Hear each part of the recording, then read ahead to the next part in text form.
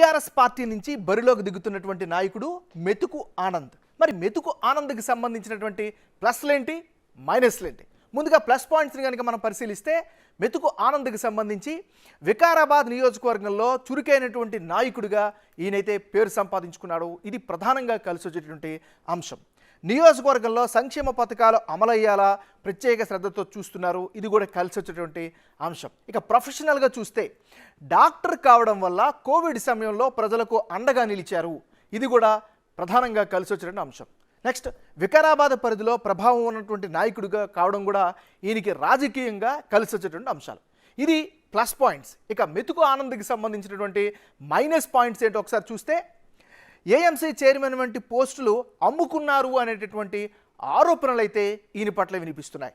Next చూస్తే party పదవుల్లో సొంత వర్గానికే ప్రాధాన్యత ఇస్తున్నారు అనేటటువంటి అపవాదు కూడా ఈయన పట్ల కనిపిస్తుంది. మరోవైపు రియల్ ఎస్టేట్లో భాగంగా భూములు ఆక్రమించారు అనేటటువంటి విమర్శలను కూడా ఈయన పట్ల కనిపిస్తున్నాయి, వినిపిస్తున్నాయి. నెక్స్ట్, స్థానిక సర్పంచులతో పాటు చాలామంది సీనియర్ నేతలు ఈయన పట్ల అసంతృప్తిగా ఉన్నటువంటి పరిస్థితి. ఎందుకంటే సొంత సామాజిక వర్గం ప్రజలతో పాటు ఉద్యోగకారులు కూడా ఆగ్రహం వ్యక్తం చేస్తున్నటువంటి పరిస్థితి.